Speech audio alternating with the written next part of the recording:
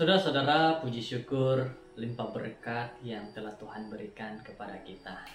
Pada saat ini kita akan sama-sama mendengar firman Tuhan. Mari kita fokuskan diri kita, akal pikiran kita hanya kepada Tuhan saja, agar kita lebih memahami, lebih mengerti akan firman Tuhan pada saat ini. Saudara-saudara, kita akan sama-sama berdoa sebelum kita meneruskan firman Tuhan pada saat ini. Mari berdoa. Bapa yang baik, Bapa yang terkasih, Tuhan Allah, kami berdoa pada saat ini, memohon kepadamu, meminta kebaikan, akal pikiran yang bijak, agar kami dapat memahami firman-Mu. Terima kasih Tuhan mendengar doa ini. Dalam nama Yesus kami sudah berserah. Amin. Firman Tuhan kita pada waktu ini berjudul Amanat Agung. Dan ayat renungan di dalam Matius 28 ayat 7. Dan segeralah pergi dan katakan kepada murid-muridnya bahwa ia telah bangkit dari antara orang mati. Ia mendahului kamu ke Galilea. Di sana kamu akan melihat dia. Sesungguhnya aku telah mengatakan kepadamu. Amanat agung ataupun kata-kata yang sangat kata-kata suruhan yang sangat mulia muncul di bahagian paling akhir Matius dan meringkaskan tema-tema utama Injil.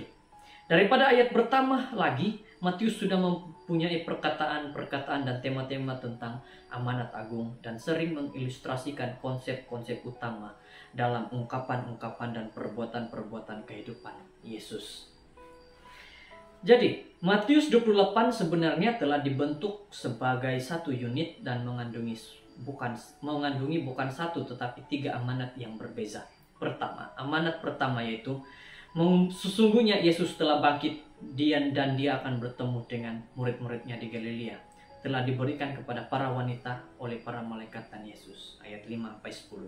Amanat kedua telah diberikan kepada para kepala imam, kepala askar yang telah dirasuah untuk menyebarkan laporan palsu tentang kebangkitannya.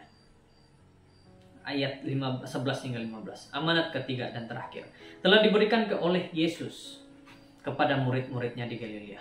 Oleh itu, amanat agung ialah bahagian yang tidak terpisah daripada bab 28 dan terikat rapat dengan kebangkitan Yesus. Pengajaran di sini adalah jelas, tanpa kebangkitan agung tidak akan ada amanat agung. Tanpa kebangkitan daripada Yesus tidak akan ada kata-kata mulia daripada Yesus. Saudara-saudara, pertemuan di Galilea adalah penting. Ketika pertama kali Matius menyebut tentang wilayah utara itu, dia menyebut wilayah itu sebagai Galilea, wilayah bangsa-bangsa lain. Pada waktu itu terdapat satu populasi kosmopolitan yang besar tinggal di sana, dan dari bukit Yesus telah memberikan amanat agungnya. Murid-muridnya boleh melihat negara-negara asing di mana Injil harus pergi setelah pencurahan Roh Kudus. Jadi saudara-saudara, ayat 17 memberitahu kita, ketika melihat dia, mereka menyembahnya, tetapi beberapa orang ragu-ragu. Dengan demikian keadaannya sentiasa hingga ujung zaman. Tapi tidak semua orang yang bergaul dengan Yesus, walaupun selepas kebangkitannya, percaya kepadanya. Sebagian daripada sebabnya adalah karena walaupun ada laporan yang mengujakan oleh sebab adalah karena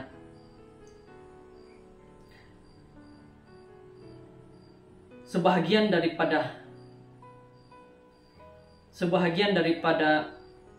sebabnya adalah karena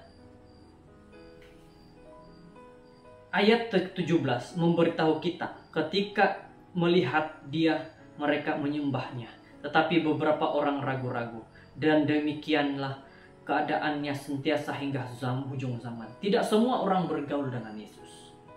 Walaupun selepas kebangkitannya percaya kepadanya, sebagian daripada sebabnya adalah karena walaupun ada laporan yang menghujahkan oleh para wanita bahwa Yesus telah bangkit, beberapa daripada mereka yang bergaul dengan Yesus lebih memilih masih percaya kepada para kepala imam askar yang menyebarkan laporan palsu.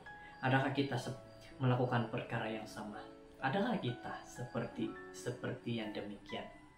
Ada yang mengatakan tentang kebenaran Tuhan, tetapi yang kita lakukan adalah kita masih mendengar kebenaran-kebenaran yang palsu. Bagaimana dengan saudara-saudara semua?